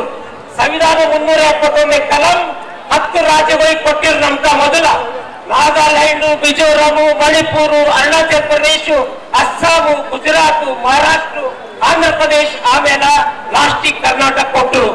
ಸಂವಿಧಾನ 371ನೇ ಕಲಂ ಪ್ರಕಾರ ನೀವು ವಿದ್ಯಾರ್ಥಿನಿಯರಿಗೆ ಇವತ್ತೇನು ಎದ್ದು ನಡೆದ ವಿದ್ಯಾರ್ಥಿಗಳು ಅವ್ರಿಗೆ ಹೇಳಬಯಸ್ತೀನಿ ನಾನು, ನೀವು ಇವತ್ತು PUC ಮಾಡ್ತೀರಿ, ನಿಮ್ ಮೆಡಿಕಲ್ ಸೀಟ್ ಸಿಗಬೇಕಾದ್ರ 371ನೇ ಕಲಂ ಬೇಕು. 371ನೇ ಕಲಂ ಇದ್ದಿಲ್ಲ ಅಂದ್ರ 50 ಮೆಡಿಕಲ್ ಸೀಟ್ ಇದ್ರೆ 100 ಮೆಡಿಕಲ್ ಸೀಟೇ ಸಿಗ್ತೀವಿ. ಇವತ್ತು ನೂರಾರು ಸಾವಿರಾರು 1,013 ಮೆಡಿಕಲ್ ಸೀಟ್ ಸಿಗ್ತಾ ಇದೆ. ಅದಕ್ಕೆ ಇವತ್ತಿನ ದಿವಸ ನಮಗ್ ನೌಕರಿಗಳಲ್ಲಿ ಕೇವಲ 4% ಇದ್ದಿದ್ದು ಈಗ 9% ನೌಕರಿಗಳು ಬಂದವ. ವಿದ್ಯಾರ್ಥಿಗಳೇ, ನೀವು ಶಾಲೆಯನ್ನು ಕಲಿಯತ್ತೀರಿ, ಕಾಲೇಜ್ ಕಲಿಯತ್ತೀರಿ, ಮುಂದೆ ನೌಕರಿ ಮಾಡಬೇಕು, ಡಾಕ್ಟರ್ ಆಗ್ಬೇಕು, ಇಂಜಿನಿಯರ್ ಆಗ್ಬೇಕು, ಮಿಲಿಟರಿ ಹೋಗ್ಬೇಕು, ಲೀಡರ್ ಆಗ್ಬೇಕು, ಬೇರೆ ಬೇರೆ ಕ್ಷೇತ್ರದಾಗ ಹೋಗಿ ಬದುಕಬೇಕಾಗ್ತದೆ. ಇವತ್ತು ನೀವು ಡಿಗ್ರಿ ಮಾಡ್ತಾ ಇದ್ದೀರಿ, आप किस लिए पढ़ रहे? आप क्या रोड में फिरने के पढ़ रहे? आप कुछ बनने के लिए पढ़ रहे? आप कुछ बनना चाह रहे? आप भविष्य निर्माण करना चाह रहे? आगे बढ़कर आप डॉक्टर बनना चाह रहे, इंजीनियर बनना चाह रहे, वकील बनना चाह रहे, आप टीचर बनना चाह रहे? ऐसे समय में हमारे कुछ ಹೊಟ್ಟೆ ಕಿಚ್ಚು ಬಂದ್ಬಿಟ್ಟಿದೆ. ಇದಕ್ಕೋಸ್ಕರ ನಾವು ಇವತ್ತರಿಗೊಂದು ಸಂದೇಶ ಕಳಿಸ್ತಾ ಇದ್ದೀವಿ. ನೀವೇನಾದ್ರೂ 371 ಆರ್ಟಿಕಲ್ ಟಚ್ ಮಾಡಿದ್ರೆ ಇದು ಸಾಂಕೇತಿಕ ಇದೆ, ಉಗ್ರ ಹೋರಾಟ ಮಾಡಬೇಕಾಗ್ತದೆ ಅಂತ ಹೇಳಿ. ಇನ್ನೊಂದಿದೆ ಹುಡುಗರ, ನಿಮ್ಗೆ ಹೇಳ್ತಾ ಇದ್ದೀನಿ, ನಮ್ದು ಕಲ್ಯಾಣ ಕರ್ನಾಟಕದಲ್ಲಿ 5,000 ಕೋಟಿ ಬಜೆಟ್ ಬಂದ್ರೆ ಅದರಲ್ಲಿ 25% ನಿಮ್ಗೆ ಎಜುಕೇಶನ್ಗೋಸ್ಕರ ಇದೆ. ಇದು ಎಲ್ಲಕ್ಕಿಂತ ಹೊಟ್ಟೆ ಕಿಚ್ಚು ಬೀಳ್ತಾ ಇದೆ ಅನಿಸ್ತಾ ಇದೆ ನಮಗೆ. ಇದಕ್ಕೆ ನಾವು ಒಟ್ಟು ಆಸ್ಪತ್ರೆ ಬಿಡಲ್ಲ ಅವರಿಗೆ ಏನು ಮಾಡಕ್ಕೆ. ಇದಕ್ಕೆ ನೀವು ಇವತ್ತು ಏನು ಎಲ್ಲರೂ ಇವತ್ತು ಅಷ್ಟು ಜನ ವಕೀಲರು ಬಂದಿದ್ರು, ಎಲ್ಲಕ್ಕಿಂತ ಒಳ್ಳೆ ಸಂಗತಿ ಅಂದ್ರೆ ಎಲ್ಲರೂ ವಕೀಲರು ವಿತ್ ಡ್ರೆಸ್ ಅಲ್ಲಿ ಬಂದಿದ್ರು. ಅವ್ರು ಕೋರ್ಟ್ ಟೈಮ್ ಆಯ್ತು ಅಂತ ಹೋಗಿದ್ದಾರೆ. ಮತ್ತೆ ಇಲ್ಲಿ ಜಾತಿ ಭೇದ ಪಾರ್ಟಿ ಪಂಥ ಏನು ತಿಳ್ಕೊಂಡಿಲ್ಲ. ಎಲ್ಲರೂ ತಮ್ಮ ಖರ್ಚಿನಿಂದ ₹1 ಖರ್ಚಿಲ್ಲದೆ ಎಲ್ಲರೂ ತಮ್ಮ ಕಾಲೇಜು ಸ್ಕೂಲಿಂದ ಅವ್ರ ಸ್ಟಾಫ್ ಜೊತೆ ಅವ್ರ ಪ್ರೆಸಿಡೆಂಟ್ಗಳು ಬಂದಿದ್ದಾರೆ. ಅದೆಲ್ಲಕ್ಕೆ ತುಂಬಾ ಸಂತೋಷ ಸುದ್ದಿ ಇದೆ. ಇನ್ನೊಂದು ಲಾಸ್ಟ್ ಮಾತಾಡ್ತೀನಿ. ನಮ್ದು KH ಪಾಟೀಲ್ ಅವರು ಮೊನ್ನೆ ಒಂದು 19 ಜಾಬ್ಗಳು ಸ್ಟೇಟ್ ಮೆರಿಟಲ್ ಸಿಕ್ಕಿದ್ದು. ಆ ಸ್ಟೇಟ್ ಅಲ್ಲಿ ಮೆರಿಟಲ್ ಸಿಕ್ಕಾಗ ಅದಕ್ಕೆ ಪಡ್ರಿ ಅಂತ ಹೇಳಿ ಕೊಟ್ಟಿದ್ರು. ಅದೇನೋ ಬೈ ಮಿಸ್ಟೇಕ್ ಆಗಿ ಕೊಟ್ಟಿದ್ದೀನಿ ಅಂತ ಹೇಳಿದ್ರು. ಬಟ್ ಅದಕ್ಕೋಸ್ಕರ ನಮ್ಮ HK ಸೊಸೈಟಿ ಅಧ್ಯಕ್ಷರು ಇಮಿಡಿಯೇಟ್ ಆಗಿ ಪ್ರತಿರೋಧ ತೋರಿಸಿದ್ದಾರೆ. ಅವರಿಗೂ ಧನ್ಯವಾದ ಹೇಳ್ತೀನಿ. ಇನ್ನೊಂದು ಬೀದರ್ ಲಾಸ್ಟ್ ಕಾವೇರಿ ಇಷ್ಟೊತ್ತನ ಎಲ್ಲರೂ ಹೇಳಿದ್ರು, ಕಾವೇರಿದಾಗ ಏನೇ ಸ್ಟ್ರೈಕ್ ನಡೀತಾ ಇದ್ರೆ ಕಾವೇರಿ ನಮ್ದು ಅಂತ ನಾವಿಲ್ಲೆಲ್ಲ ಬಂದ್ ಮಾಡಿ ಹೋರಾಟ ಮಾಡ್ತೀವಿ. ಬಟ್ ಅವರಿಗೆ ಆ ಕಡೆ ಕೇಳಿದ್ರೆ ಕಾರಂಜ ಡ್ಯಾಮ್ ಎಲ್ಲಿದೆ ಅಂತ ಗೊತ್ತೇ ಇಲ್ಲ ಅಂತ ಹೇಳ್ತಾರೆ. ಅಂದ್ರೆ ನಾವು ಆ ತರ ಇರೋರು. ಇನ್ನೊಂದು ಲಾಸ್ಟ್ ಕೊನೆಯ ಮಾತು ಮುಗಿಸ್ತೀನಿ. 371J ಇದು ಸಾಂಕೇತಿಕ ಇದೆ. ನೀವೇನಾದ್ರೂ ಟಚ್ ಮಾಡಿದ್ರೆ ಇಲ್ಲಿಂದ 7 ಜಿಲ್ಲೆಯಲ್ಲಿ ಬಂದ್ ಮಾಡಿ ಉಗ್ರ ಹೋರಾಟ ಮಾಡ್ತೀವಿ ಅಂತ ಹೇಳಿ ನಾನೊಂದು ಮಾತು ಮುಗಿಸ್ತೀವಿ. ಮತ್ತೆ ನೇಳಿಗೆ ಗ್ರಾಮದ ಡಿ ರಾಜ್ಕುಮಾರ್ ಸ್ವಾಮಿ ಅವರು ಸುಮಾರು 35 ವರ್ಷಗಳ ಕಾಲ ಪ್ರಾಥಮಿಕ ಶಾಲಾ ಶಿಕ್ಷಕರಾಗಿ, ಮುಖ್ಯೋಪಾಧ್ಯಾಯರಾಗಿ, CRC ಸಮನ್ವಯಾಧಿಕಾರಿಗಳಾಗಿ ಸೇವೆ ಸಲ್ಲಿಸಿ ಯಾವುದೇ ಕಪ್ಪು ಚುಕ್ಕ ಇಲ್ಲದೆ ನಿಸ್ವಾರ್ಥದಿಂದ ಸೇವೆ ಸಲ್ಲಿಸುವ ಮೂಲಕ ನಿವೃತ್ತಿಯನ್ನ ಹೊಂದಿರುವಂತಹ ಡಿ ರಾಜ್ಕುಮಾರ್ ಅವರ ಸೇವೆ ಶ್ಲಾಘನೀಯ ಮತ್ತು ಇತರರಿಗೆ ಮಾದರಿಯಾಗಿದೆ ಎಂದು ಸಾರ್ವಜನಿಕ ಶಿಕ್ಷಣ ಇಲಾಖೆಯ ನಿವೃತ್ತ ಉಪನಿರ್ದೇಶಕರಾಗಿರುವಂತಹ SP ಬಾಡಗಂಡಿ ಅವರು ತಿಳಿಸಿದರು. ಬಾಲ್ಕಿ ತಾಲೂಕಿನ ನೇಳಿಗೆ ಗ್ರಾಮದ ಸರ್ಕಾರಿ ಹಿರಿಯ ಪ್ರಾಥಮಿಕ ಶಾಲೆಯಲ್ಲಿ ಮುಖ್ಯೋಪಾಧ್ಯಾಯರಾಗಿ ನಿವೃತ್ತಿ ಹೊಂದಿರುವಂತಹ ಡಿ ರಾಜ್ಕುಮಾರ್ ಸ್ವಾಮಿ ಅವರು ನಿವೃತ್ತ ಸಮಾರಂಭದಲ್ಲಿ ಅವರು ಮಾತನಾಡಿದರು. ಡಿ ರಾಜ್ಕುಮಾರ್ ಅವರು 97ರ ದಶಕದಲ್ಲಿ ಹೇಗಿದ್ದರೋ ಅದೇ ರೀತಿಯಾಗಿ ಇಂದಿಗೂ ಕೂಡ ಅವರು ಪ್ರಾಮಾಣಿಕವಾಗಿ ಸೇವೆಯನ್ನು ಸಲ್ಲಿಸಿ ನಿವೃತ್ತಿಯನ್ನು ಹೊಂದಿದ್ದಾರೆ. ದುಡಿಯುವ ಸಂದರ್ಭದಲ್ಲಿ ಎಂದಿಗೂ ಕೂಡ ವಿಶ್ರಾಂತಿಯನ್ನು ತೆಗೆದುಕೊಳ್ಳಲಿಲ್ಲ. ಮಕ್ಕಳ ಅಚ್ಚುಮೆಚ್ಚಿನ ಶಿಕ್ಷಕರಾಗಿ ತಮ್ಮ ಸೇವೆಯನ್ನ ಸಲ್ಲಿಸಿದ್ದಾರೆ ಎನ್ನುವಂತಹ ಶ್ಲಾಘನೀಯ ಮಾತುಗಳನ್ನು ಅವರು ಹೇಳಿದರು. ಪ್ರಾಥಮಿಕ ಶಾಲಾ ಶಿಕ್ಷಕರ ಸಂಘದ ಭಾಲ್ಕಿ ತಾಲೂಕಾ ಅಧ್ಯಕ್ಷರಾದ ಸೂರ್ಯಕಾಂತ್ ಸುಂಟೆ ಅವರು ಈ ಸಂದರ್ಭದಲ್ಲಿ ಮಾತನಾಡುತ್ತಾ ಡಿ ರಾಜ್ಕುಮಾರ್ ಸ್ವಾಮಿ ಅವರು ಅತ್ಯಂತ ಕ್ರಿಯಾಶೀಲ ಶಿಕ್ಷಕರಾಗಿ ಸೇವೆ ಸಲ್ಲಿಸಿದ್ದನ್ನು 1989ರಿಂದ ಇದುವರೆಗೆ ನಾವು ಕಂಡಿದ್ದೇವೆ. ಅವರು 2008ರಲ್ಲಿ ಜಿಲ್ಲಾ ಮಟ್ಟದ ಅತ್ಯುತ್ತಮ ಶಿಕ್ಷಕ ಪ್ರಶಸ್ತಿಯನ್ನು ಪಡ್ಕೊಂಡಿದ್ದಾರೆ. ದೆಹಲಿಯಲ್ಲಿ ಭಾರತ ಸೇವಾದಳ 45 ಒಂದು ದಿವಸಗಳ ತರಬೇತಿಯನ್ನು ಪಡ್ಕೊಂಡಿದ್ದಾರೆ. ಉದಯಪುರದಲ್ಲಿ ಪೊಪೆಟ್ರಿ ತರಬೇತಿ ಕೂಡ ಪಡ್ಕೊಂಡಿದ್ದಾರೆ. ಕುರುಕ್ಷೇತ್ರದಲ್ಲಿ ಸಮಾಜೋಪಯೋಗಿ ರಚನಾತ್ಮಕ ತರಬೇತಿ, ಯಲ್ಲಾಪುರದಲ್ಲಿ ಮೌಲ್ಯ ಶಿಕ್ಷಣ ಹಾಗೂ ಯೋಗ ಶಿಕ್ಷಣ ತರಬೇತಿ ಸೇರಿದಂತೆ ತಮ್ಮ ಸೇವೆಯ ಸಂದರ್ಭದಲ್ಲಿ ಹಲವು ತರಬೇತಿಗಳನ್ನು ಪಡೆದು ತಮ್ಮ ಶಾಲೆಯಲ್ಲಿ ಅನುಷ್ಠಾನಕ್ಕೆ ತಂದ ಕೀರ್ತಿ ಇವರಿಗೆ ಸಲ್ಲುತ್ತದೆ. ಅಲ್ಲದೆ ಇವರು ಪುಸ್ತಕಗಳ ಸಂಗ್ರಹ, ವಿವಿಧ ದೇಶಗಳ ನಾಣ್ಯಗಳ ಸಂಗ್ರಹ ಮಾಡಿದ್ದು ಇವರ ಹಿರಿಮೆ ಗರಿಮೆಗೆ ಸಾಕ್ಷಿಯಾಗಿದೆ. ಇವರೊಬ್ಬ ಚಿತ್ರ ಕಲಾವಿದರು ಕೂಡ ಹೌದು. ಹೀಗೆ ಬಹುಮುಖ ಪ್ರತಿಭೆ ಹೊಂದಿರುವಂತಹ ಇವರು ಶಿಕ್ಷಣ ಲೋಕದ ಧ್ರುವ ತಾರೆಯಾಗಿ ತಮ್ಮ ಸೇವೆಗೆ ನ್ಯಾಯ ಒದಗಿಸಿಕೊಟ್ಟಿದ್ದಾರೆ ಎನ್ನುವಂತಹ ಮಾತನ್ನು ಹೇಳ್ತಾರೆ. ಇದೇ ವೇಳೆ ಭಾಲ್ಕಿ ಕನ್ನಡ ಸಾಹಿತ್ಯ ಪರಿಷತ್ತಿನ ಅಧ್ಯಕ್ಷ ನಾಗಭೂಷಣ ಮಾಮಡಿ, ರಾಮಚಂದ್ರ ಕರ್ಮವೀರ, ಮಲ್ಲಿಕಾರ್ಜುನ್ ಹಲ್ಮಂಡಿಗಿ, ತಾಲೂಕಾ CRP ಅಧ್ಯಕ್ಷ ಶರಣಪ್ಪ ಕಲ್ಲಪ್ಪನೂರ್, ಕಣಜಿ ಸಿಆರ್ಪಿ ಸೋಮನಾಥ್ ವರ್ಧಾ, ಗ್ರಾಮ ಪಂಚಾಯತ್ ಅಧ್ಯಕ್ಷೆ ಶ್ರೀಮತಿ ಲಕ್ಷ್ಮೀಬಾಯಿ, ಎಸ್ಡಿಎಂಸಿ ಅಧ್ಯಕ್ಷ ಸಂಜೀವ್ ಕುಮಾರ್ ಹಿರಣ್ಯ, ನೇಳಗಿ ಶಾಲೆಯ ಶಿಕ್ಷಕರಾದ ಅಂಬಣ್ಣ, ಅಮರ್ನಾಥ್, ವಿಜಯ್ ಕುಮಾರ್, ಈಸಾ ಪಟೇಲ್ ಹಾಜರಿದ್ದರು. ಕಣಜಿ ಸಿಆರ್ಸಿ ವಲಯದ ಎಲ್ಲ ಮುಖ್ಯ ಗುರುಗಳು ಸೇರಿದಂತೆ ಶಾಲಾ ಮಕ್ಕಳು, ನೇಳಗಿ ಗ್ರಾಮಸ್ಥರು ಉಪಸ್ಥಿತರಿದ್ದರು. ಅವನತ್ತೆ ಹೋಗಿ ಏನು ಮಾಡ್ತಾ ಇದ್ದೀರಿ ಇಲ್ಲ ಅಂತ ಹೇಳೋಣ. ಅವಾಗ ಆ ವ್ಯಕ್ತಿ ಹೇಳಿದಂತೆ, ಇಲ್ಲಿ ಯಾರೋ ಪುಣ್ಯಾತ್ಮರು ದೊಡ್ಡ ದೇವಸ್ಥಾನ ಕಟ್ತಾ ಇದ್ದಾರೆ, ಇದು ಮುಂದೆ ನೂರಾರು ಜನ ಕುತ್ಕೊಂಡು ಭಜನೆ ಮಾಡ್ತಕ್ಕಂತಹ, ಪ್ರಾರ್ಥನೆ ಮಾಡ್ತಕ್ಕಂಥ ಒಂದು ದೊಡ್ಡ ದೇವಸ್ಥಾನ ಆಗುತ್ತೆ. ಆ ದೇವಸ್ಥಾನದಲ್ಲಿ ನನಗೂ ಒಂದು ಸ್ವಲ್ಪ ಅಲ್ಪ ಸೇವೆಯನ್ನು ಸಲ್ಲಿಸ್ತಾ ಇದ್ದೇನೆ ಅಂತ ಹೇಳಿದ್ವಿ. ನೋಡಿ, 3 ವ್ಯಕ್ತಿಗಳು, ಒಬ್ಬ ಗೋಡೆ ಕಟ್ಟವನಲ್ಲಿ ಅಹಂಕಾರ ತುಂಬಿದೆ, ಕಣ್ಣು ಕಾಣೊಂದೇನು ಅಂತ ಬೈದೆ, ನಾ ಏನು ಮಾಡ್ತಾ ಇದ್ದೀವಿ ಅಂತ ಕೇಳಿದ್ದು. ಇನ್ನೊಬ್ಬರು ತಗೋದಾಗ ಕೂಲಿ ಕೆಲಸಪ್ಪ, ಬಟ್ಟೆಗಾಗಿ ಬಂದಿದ್ದೇವೆ ಅಂತಂದು. 3ನೇದವನು ಹೇಳ್ತಾರೆ, ಇದು ಒಂದು ಸೇವೆ, ಯಾರೋ ಪುಣ್ಯಾತ್ಮರು ಕೊಟ್ಟಿದ್ದಾರೆ ಅವಕಾಶ ಅನ್ನುವಂತಹ ಆ ವಿಶಾಲ ಮನೋಭಾವನೆ. ಈ 3 ಜನನ ಮಾಡ್ತಾ ಇರೋದು ಹೊಟ್ಟೆಗಾಗಿ ಏನು ಬಟ್ಟೆಗಾಗಿ ಅನ್ನಂಗೆ ಇದೆ. ಎಲ್ಲರೂ ಮಾಡೋದು ಕೂಲಿಗಾಗಿ ಬಂದ್ದಾರೆ. ಆದರೆ 3 ಜನರ ಮನೋಭಾವನೆ ಎಷ್ಟು ವಿಚಿತ್ರವಾಗಿದೆ. ಕೆಲಸ ಮಾಡುವಾಗ ನಮ್ಮ ಜನರಲ್ಲಿ ಹಿಂಗೆ ಇರ್ತದೆ ಮನೋಭಾವನೆ. ಅಹಂಕಾರದಿಂದ ಕೆಲಸ ಮಾಡ್ತಾರೆ, ವರ್ತಿಸ್ತಾರೆ, ಒಳ್ಳೆಯ ಭಾವನೆ ಇರಟ್ಕೊಳ್ಲಾರ್ದು. ಹಾಗೆ ಕೆಲವೊಬ್ಬರು ಸರ್ಕಾರ ಪಗಾರ ಕೊಟ್ಟತೆ, ನೌಕರಿಗೆ ಬಂದೆವು ಮಾಡಬೇಕನ್ನೋ ಭಾವನೆ. ಇನ್ನೊಬ್ಬರು ಇದು ದೇವರು ಕೊಟ್ಟ ಅವಕಾಶ, ಪುಣ್ಯದ ಕೆಲಸ, ಇಂತಹ ಕಾರ್ಯವನ್ನು ನಾವು ಶ್ರದ್ಧೆಯಿಂದ ಭಕ್ತಿಯಿಂದ ಮಾಡಬೇಕು ಅನ್ನುವಂತಹ ಮನೋಭಾವನೆ. ಆ ಕಲ್ಲು ಹೊಡಿತಕ್ಕಂಥವನ ಆ ವ್ಯಕ್ತಿಯಲ್ಲಿರ್ತಕ್ಕಂಥ ಮನೋಭಾವನೆ ಬಹಳ ಉನ್ನತ ಮಟ್ಟವಾಗಿರ್ತಕ್ಕಂಥದ್ದು, ಬಹಳ ಔನ್ನತ್ಯವನ್ನು ತಲುಪಿರ್ತಕ್ಕಂಥ ಅವನ ಮನಸ್ಸು ಹೇಳ್ತದೆ, ಇದು ಪುಣ್ಯದ ಕೆಲಸ, ಇದು ನನಗೆ ಸಿಕ್ಕಿರ್ತಕ್ಕಂಥ ಒಂದು ಸೇವೆ, ಆ ಸೇವೆಯನ್ನು ಮಾಡ್ತಾ ಇದ್ದೇನೆ ಅನ್ನುವಂತಹ ಮನಸ್ಸು. ಹಾಗೆ ನಾವು ಕೆಲಸವನ್ನು ಮಾಡ್ತಕ್ಕಂತಹ ಸಂದರ್ಭದಲ್ಲಿ ಇದೊಂದು ಸೇವೆ, ಇದು ಪುಣ್ಯದ ಕೆಲಸ. ಯಾಕಂದರೆ ನಮಗೆ ನೌಕರಿಗೆ ಸಿಕ್ಕ ತಕ್ಷಣ ನೌಕರಿ ಮುಗಿಯುವವರೆಗೂ ಅವಾಗ ಏನಿರ್ತದೆ ಅವಕಾಶ, ಅವಾಗೇ ಕೆಲಸ ಮಾಡ್ತಕ್ಕಂಥ ಅವಕಾಶ ರೀ. ಈಗ ನಾಳೆಯಿಂದ ಇಲ್ಲಿ ರಾಜ್ಕುಮಾರ್ ಬಾ ಅಂದ್ರೆ ಬರೋದಿಲ್ಲ, ಅವ್ರು ಮುಗಿತದ. 60 ವರ್ಷ ಆಯಿತು, ವಯೋ ನಿವೃತ್ತಿ ಆದರೂ ಮತ್ತೆ ಯಾರು ನಮ್ಮನ್ನು ಕಡಿಯಾಕೂ ಬರಲ್ಲ. ಮರೆಯಲ್ಲಿ ಅವಾಗ ಮಾಡಿದ್ದ ಸಾಕಾಗಿ ತಿನ್ನಕ್ಕೆ ಬರ್ತೀವಿ ಹೋಗಂತಾರೆ, ಮತ್ತೆ ಯಾರೂ ನಿಂದಿರಿಸ್ಕೊಳ್ಳೋದಿಲ್ಲ. ಸಿಕ್ಕ ಅವಕಾಶ ನೌಕರಿ ಸೇರಿದಾಗ ನೌಕರಿ ಮುಗಿಯುವವರೆಗೆ ಏನು ಅವಕಾಶ.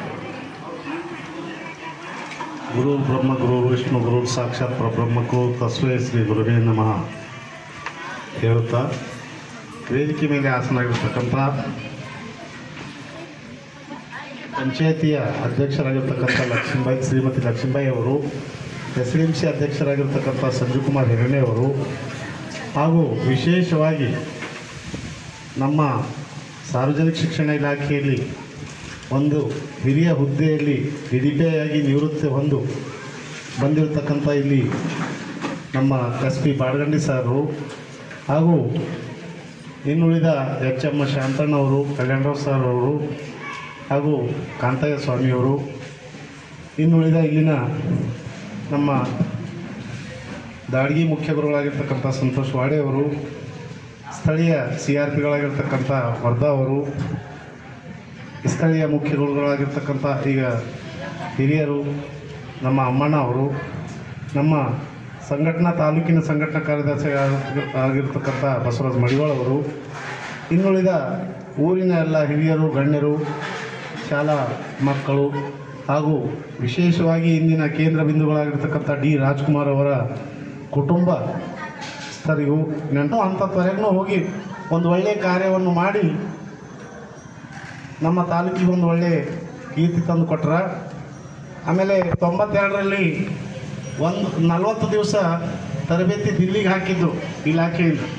ಅಲ್ಲಿ ಹೋಗಿ ತರಬೇತಿ ಪಡೆದು ಬಂದು ಇಡೀ ನಮ್ಮ ತಾಲೂಕಿಗೆ ಒಂದು ಒಳ್ಳೆಯ ಶಿಕ್ಷಣ ನೀತಿಯನ್ನು ಹೇಳಿದ್ದಾರೆ. ಈಗ ನಾವೆಲ್ಲರ ಬೀದರು ಅಥವಾ ಗುಲ್ಬರ್ಗ ಒಂದು 2 ದಿವಸ ತರಬೇತಿ ಯಾರ ಶಿಕ್ಷಕರಿಗೆ ಹಾಕರು ಹೋಗಲ್ರಿ ಅಂತ 40 ದಿವಸ ಒಂದು ತರಬೇತಿ ಮುಗಿಸ್ಕೊಂಡು ಬಂದು ಇಡೀ ನಮ್ಮ ತಾಲೂಕಿಗೆ ಒಂದು ಒಳ್ಳೆ ಹೆಸರು, ಅವರಾಗಲಿ ನಮ್ಮ ಬಸವರಾಜ್ ಮಡಿವಾಳ ಸರ್ ಆಗಲಿ ಒಳ್ಳೆ ಕೆಲಸ ಮಾಡಿ ಇವತ್ತ SP ಕಲ್ಯಾಣ ಕರ್ನಾಟಕದ 7 ಜಿಲ್ಲೆಗಳಲ್ಲಿ ಸ್ವಂತ ಕಟ್ಟಡ ಇಲ್ಲದ 17 ರೈತ ಸಂಪರ್ಕ ಕೇಂದ್ರಗಳನ್ನು 34 ಕೋಟಿ ವೆಚ್ಚದಲ್ಲಿ ನಿರ್ಮಾಣ ಮಾಡಲಾಗುವುದು ಎಂದು ಕೃಷಿ ಸಚಿವರಾಗಿರುವಂತಹ ಎನ್ ಚೆಲುವರಾಯಸ್ವಾಮಿ ಅವರು ತಿಳಿಸಿದರು. ಬೀದರ್ ಜಿಲ್ಲಾ ಪಂಚಾಯತ್ ಸಭಾಂಗಣದಲ್ಲಿ ಗುಲ್ಬರ್ಗಾ ವಿಭಾಗದ ಕೃಷಿ ಮತ್ತು ಜಲಾನಯನ ಇಲಾಖೆಗಳ ಪ್ರಗತಿ ಪರಿಶೀಲನೆ ಸಭೆ ನಡೆಸಿ ಅವರು ಸುದ್ದಿಗಾರರೊಂದಿಗೆ ಮಾತನಾಡಿದರು. ಕಲ್ಯಾಣ ಕರ್ನಾಟಕ ಭಾಗದಲ್ಲಿ 14.50 ಕೋಟಿ ರೂಪಾಯಿ ವೆಚ್ಚದಲ್ಲಿ 58 ಗೋದಾಮುಗಳನ್ನು ನಿರ್ಮಿಸಲಾಗುವುದು ಎಂದರು. ಕಲ್ಯಾಣ ಕರ್ನಾಟಕದಲ್ಲಿ ಖಾಲಿ ಇರುವಂತಹ 42 ಕೃಷಿ ಅಧಿಕಾರಿಗಳು 231 ಸಹಾಯಕ ಕೃಷಿ ಅಧಿಕಾರಿಗಳ ಹುದ್ದೆ ತುಂಬಲು ಕೆಪಿಎಸ್ಸಿಗೆ ಪ್ರಸ್ತಾವನೆ ಸಲ್ಲಿಸಲಾಗಿದೆ. ಒಟ್ಟಾರೆ ರಾಜ್ಯಾದ್ಯಂತ ಕೃಷಿ ಇಲಾಖೆಯಲ್ಲಿ 979 ಹುದ್ದೆಗಳನ್ನು ಭರ್ತಿ ಮಾಡಲಾಗುವುದು ಎಂದು ಚೆಲುವರಾಯಸ್ವಾಮಿ ಅವರು ಮಾಹಿತಿಯನ್ನು ನೀಡಿದರು. ಬೀದರ್ ಜಿಲ್ಲೆಯನ್ನು ಕೃಷಿ ಭಾಗ್ಯ ಯೋಜನೆ ಜಾರಿಗೆ ತರಲಾಗುವುದು. ಮುಂದಿನ ಸಚಿವ ಸಂಪುಟ ಸಭೆಯಲ್ಲಿ ಈ ತೀರ್ಮಾನ ಕೈಗೊಳ್ಳಲಾಗುವುದು ಎಂದು ಕೃಷಿ ಸಚಿವರು ಪ್ರಕಟಣೆ ಮಾಡಿದರು. ಅರಣ್ಯ ಸಚಿವರ ಮನವಿಯಂತೆ ಸೂಕ್ಷ್ಮ ನೀರಾವರಿ, ಹನಿ ನೀರಾವರಿ ಸೇರಿದಂತೆ ಬೀದರ್ ಜಿಲ್ಲೆಗೆ ಯಂತ್ರೋಪಕರಣಗಳ ವಿತರಣೆಗೆ ಹೆಚ್ಚುವರಿ ಅನುದಾನವನ್ನು ಬೀದರ್ ಜಿಲ್ಲೆಗೆ ನೀಡಲಾಗುವುದು ಎಂದು ಚೆಲುವರಾಯಸ್ವಾಮಿ ಭರವಸೆ ನೀಡಿದರು. ರಾಜ್ಯದಲ್ಲಿ 1,000 ಕೋಟಿ ವೆಚ್ಚದಲ್ಲಿ ಕೃಷಿ ಯಂತ್ರೋಪಕರಣಗಳನ್ನು ವಿತರಣೆ ಮಾಡಲಾಗಿದೆ. ಜೊತೆಗೆ ರಾಜ್ಯ ಸರ್ಕಾರ ಈ ಬಜೆಟ್ನಲ್ಲಿಯೂ ಕೂಡ ಕೃಷಿಗೆ ಹೆಚ್ಚಿನ ಆದ್ಯತೆ ನೀಡಿದೆ. ಇದು ರೈತರ ಬಗ್ಗೆ ನಮಗೆ ಇರುವಂತಹ ಬದ್ಧತೆಗೆ ಸಾಕ್ಷಿ ಎಂದರು. ರಾಜ್ಯಾದ್ಯಂತ ಉತ್ತಮ ಮಳೆಯಾಗಿದ್ದು 84 ಲಕ್ಷ ಹೆಕ್ಟೇರ್ನಲ್ಲಿ ಈಗಾಗಲೇ 51% ಬಿತ್ತನೆಯಾಗಿದೆ.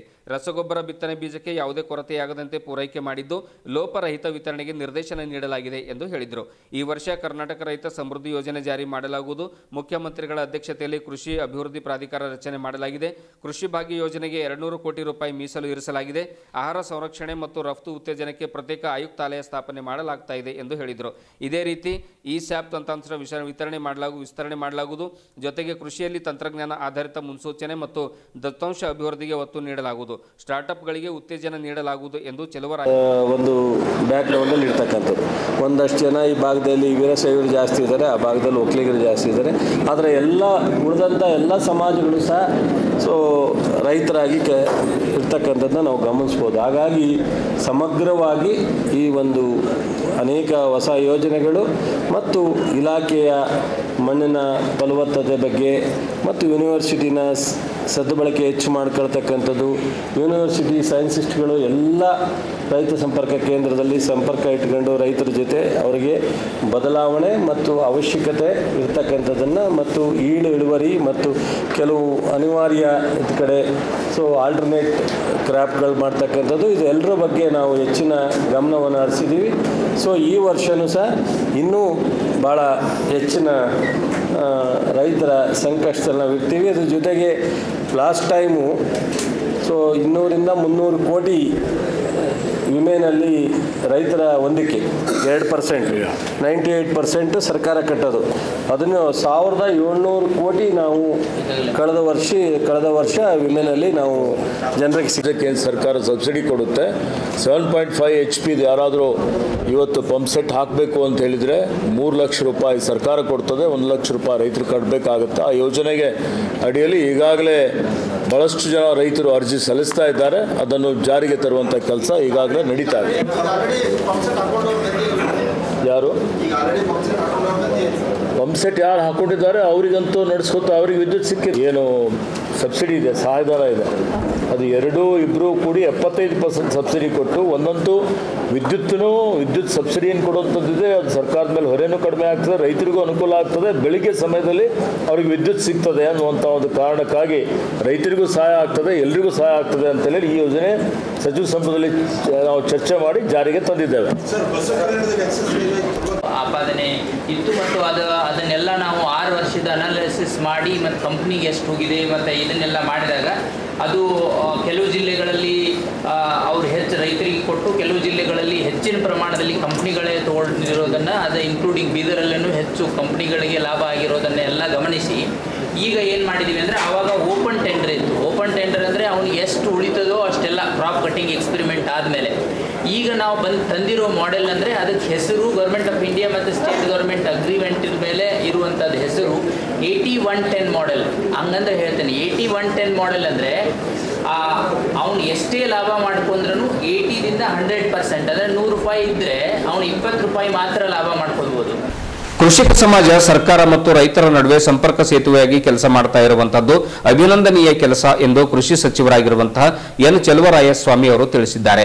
ಬೀದರ್ನಲ್ಲಿಂದು ಜಿಲ್ಲಾ ಕೃಷಿಕ ಸಮಾಜದ ನೂತನ ಕಟ್ಟಡ ಉದ್ಘಾಟಿಸಿ ಮಾತನಾಡಿರುವಂತಹ ಅವರು ರೈತರ ಬೌದ್ಧಿಕ ಸಾಮರ್ಥ್ಯ ಅಭಿವೃದ್ಧಿಗೆ ವಿವಿಧ ಚಟುವಟಿಕೆ ನಡೆಸ್ತಾ ಇರುವಂತದ್ದು ಇನ್ನಷ್ಟು ಕ್ರಿಯಾಶೀಲವಾಗಿ ಕೆಲಸ ಮಾಡಲಿ ಎಂದು ಶುಭ ಹಾರೈಸಿದರು. ಕೃಷಿಕ ಸಮಾಜ ರಾಜ್ಯದಲ್ಲಿ ಎಲ್ಲಾ ಜಿಲ್ಲೆ ತಾಲೂಕುಗಳಲ್ಲಿ ಉತ್ತಮ ಕೆಲಸ ಮಾಡ್ತಾ ಇದೆ.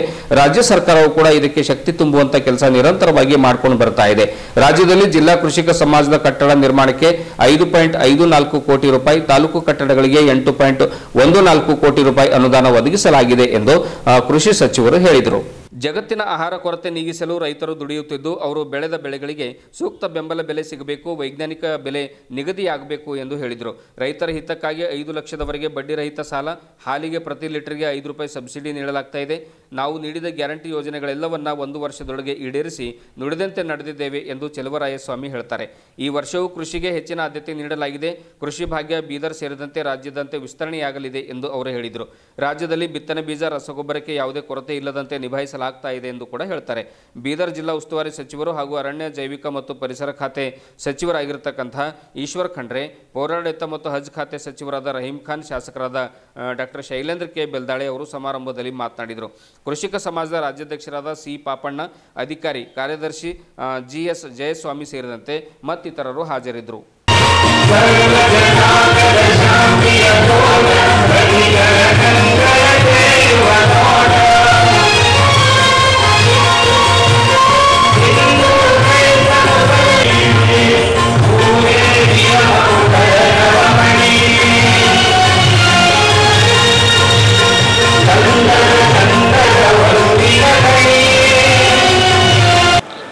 ಜೊತೆಗೆ APMC-ನಲ್ಲೂ ಸಹ ನೀವು ತಗೊಳ್ಳಿಕ್ಕೆ ಅವಕಾಶ ಇದೆ 50% ರಿಯಾಯಿತಿನಲ್ಲಿ.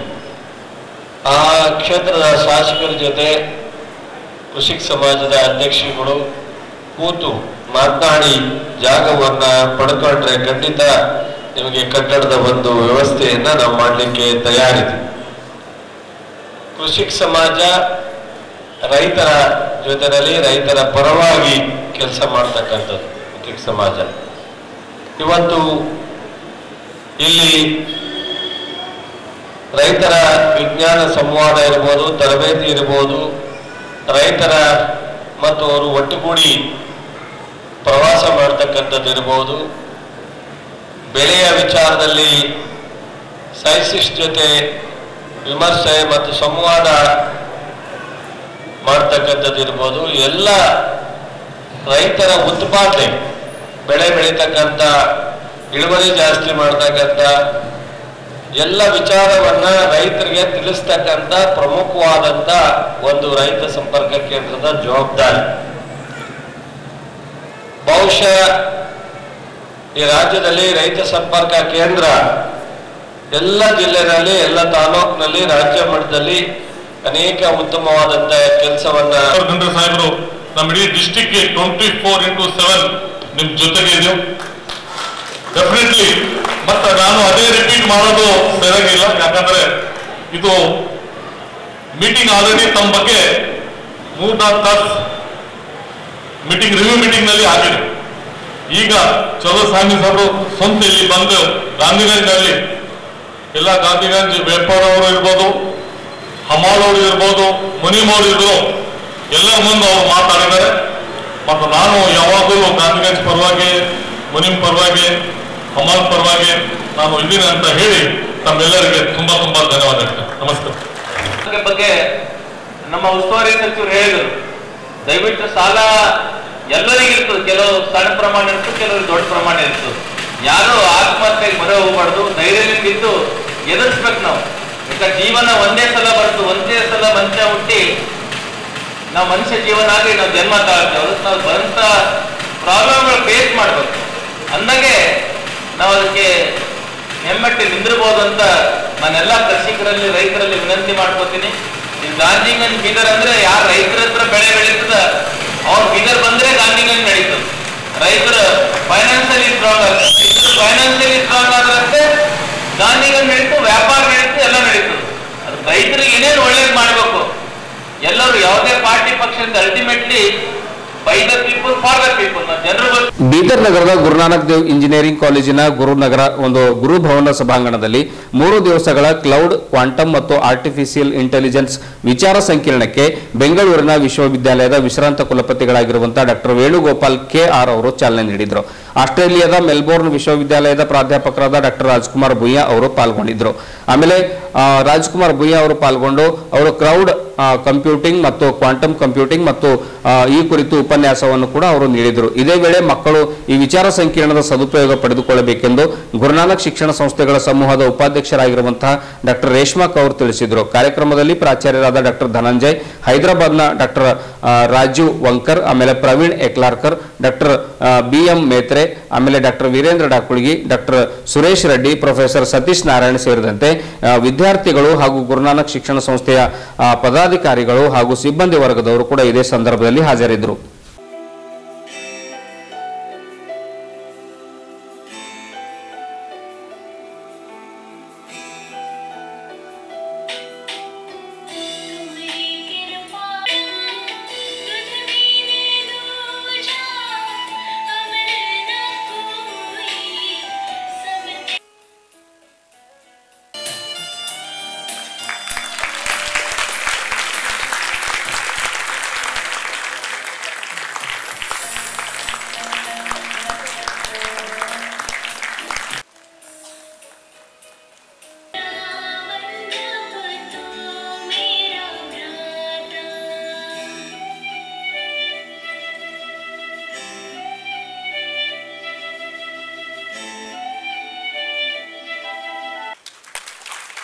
So I'm proud to share the dais with my student.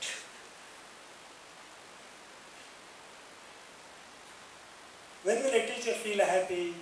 He feels happy when his students have crossed it limit and done much better than the teacher. So when I saw this book, I asked who is this Sivanand Puja. He is another student of mine who completed under me in 2010. Rajkumar Bhuya studied in 1985. 1995. So I had a privilege of having the first paper with Rajkumar Bhuya. And his first paper and my first paper. I was 37 years old when I wrote and published my first paper. And that I found in Rajkumar. He came all the way from Bidar. Bidar is his hometown. And therefore he is very happy to visit again and again to his hometown. And this is the first time I am sharing the dais with him, I think, outside Bangalore. Such a wonderful opportunity to be with your student who has achieved so much at a very young age.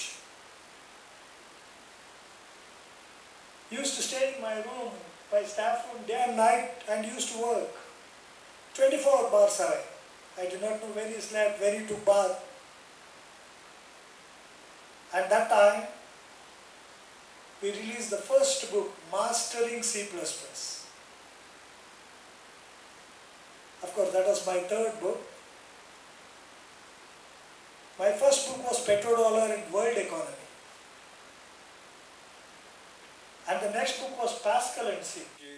Towards the direction of improving the technical education. Somewhere Venugopal sir's contribution is there. So, and it's our honor to be to have him on this symposium. Dr. Bhuya sir, Rajkumar Bhuya sir, is something like whenever we see Rajkumar Bhuya sir, we see him as a cloud of knowledge, and he is with us. And along with him, we have Sivanand Puja sir and Satish sir, Eklar sir, the other guests from different colleges, PU College, and we have also students from Pandharpur College over here. Definitely, this symposium will be, I think everybody is eager to waiting for it. And whenever you see Bhuya sir, it's a cloud of knowledge, and when he speaks, it rains. And definitely, you have a small seed of enthusiasm, there will be a huge plant coming out of it. And wherever he is going, he's somewhere he's also connected with the spirituality. So the other part is a cloud of knowledge, a cloud of spirituality. So it's always an honor and our opportunity to interact with him, and we are very fortunate enough to have him on this symposium. And I think this is second to none when it comes to K.R. Venugopal sir, when it comes to education, when it comes to giving policy matters and reforming the policies. So sir was associated with USC for a long time, and every time there is something to be changed. Still now, if we have any doubt about there is a AICT policy matter, what we should do, what we would consult. So one name which always comes to our mind, if you know Dr. K.R. Venugopal sir, you go and contact him, definitely sir will give you a solution. So this is what is, right? Cryptography, optimization, material science, and drug discovery. AI involves development of computer systems capable of performing tasks that typically require human intelligence.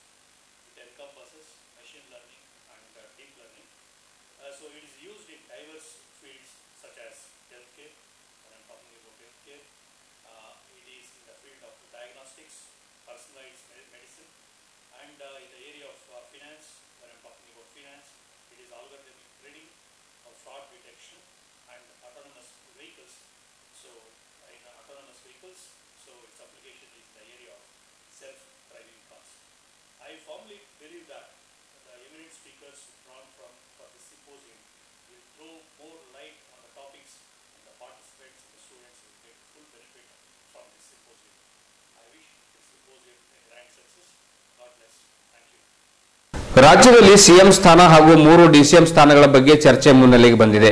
Congress high command ಲಿಂಗಾಯತರಿಗೆ ಮುಖ್ಯಮಂತ್ರಿ ಸ್ಥಾನ ಕೊಡಬೇಕು, ಒಂದು ವೇಳೆ ಸದ್ಯಕ್ಕೆ ಕೊಡಲಾಗದಿದ್ದರೆ ಉಪಮುಖ್ಯಮಂತ್ರಿ ಸ್ಥಾನವನ್ನಾದರೂ ಪರಿಗಣಿಸಬೇಕು. ಯಾವುದೇ ಧರ್ಮ ಪೀಠದವರು ರಾಜಕೀಯ ಬಗ್ಗೆ ಆಕ್ಚುಲಿ ಮಾತಾಡೋದು ಸರಿಯಲ್ಲ ಎನ್ನುವುದು ಕೂಡ ನಮಗೆ ಗೊತ್ತು, ಆದರೆ ಅನಿವಾರ್ಯವಾಗಿ ಹೇಳುವ ಪರಿಸ್ಥಿತಿ ಬಂದಿರುವುದರಿಂದ ಧರ್ಮಪೀಠ ಮಾತಾಡಬೇಕಾಗಿದೆ ಎಂದು ಬಾಳೆಹೊನ್ನೂರು ರಂಭಾಪುರಿ ಪ್ರಸನ್ನ ರೇಣುಕಾ ಡಾಕ್ಟರ್ ವೀರಸೋಮೇಶ್ವರ ರಾಜದೇಶಿಕೇಂದ್ರ ಶಿವಾಚಾರ್ಯ ಸ್ವಾಮೀಜಿಯವರು ಹೇಳಿದ್ದಾರೆ. ಕಲಬುರಗಿಯಲ್ಲಿ ಶನಿವಾರ ಮಾತನಾಡಿರುವಂತಹ ಅವರು ರಾಜ್ಯದಲ್ಲಿ ಕೆಲವರು ಮುಖ್ಯಮಂತ್ರಿ ಬದಲಾವಣೆ ಮಾಡಬೇಕು ಅಂತ ಹೇಳ್ತಿದ್ದಾರೆ, ಇನ್ನು ಕೆಲವರು 3 ಉಪಮುಖ್ಯಮಂತ್ರಿಗಳನ್ನಾಗಿ ಮಾಡಿ ಅಂತಿದ್ದಾರೆ.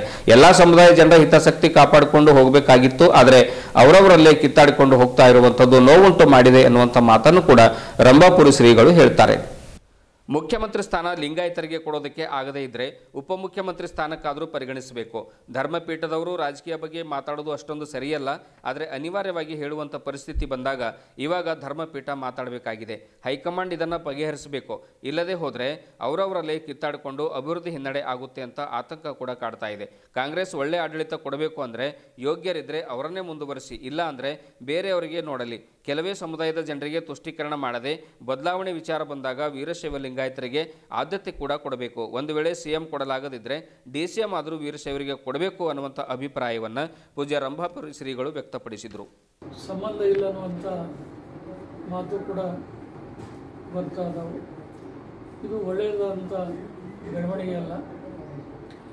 ಎಲ್ಲ ಜಾತಿ ಜನಾಂಗದ ಜನತೆಯನ್ನು ಸಮಾನವಾದಂಥ ಪ್ರೀತಿ, ಅಭಿಮಾನ, ವಾತ್ಸಲ್ಯದಿಂದ ಕಂಡು ಅಭಿವೃದ್ಧಿ ಪರವಾದಂಥ ಕೆಲಸಗಳನ್ನು ಮಾಡಿದರೆ ಇಂಥ ಯಾವ ಪ್ರಮಾದಗಳು ಕೂಡ ನಡೀಲಿಕ್ಕೆ ಸಾಧ್ಯವಾಗುವುದಿಲ್ಲ. ಬಹುಶಃ ಜನಪ್ರಿಯ ಯೋಜನೆಗಳು ಗ್ಯಾರಂಟಿ ಏನದಾವು, ಸರ್ಕಾರದ ಬೊಕ್ಕಸದ ಬಹಳಷ್ಟು ಹಣ ಆ ಗ್ಯಾರಂಟಿಗಳಿಗೆ ವಿನಿಯೋಗವಾಗಿ ಅಭಿವೃದ್ಧಿ ಕಾರ್ಯಗಳಿಗೆ. ಇದುವರೆಗೂ ಸುದ್ದಿ ಕೊಟ್ಟಿರುವ ನಾನು ಮಹಾರುದ್ರ ಡಾಕುಳಿಗೆ. ಮತ್ತೆ ಮುಂದಿನ ವಾರ್ತೆಗಳೊಂದಿಗೆ ಭೇಟಿಯಾಗೋಣ. ವಂದನೆಗಳು.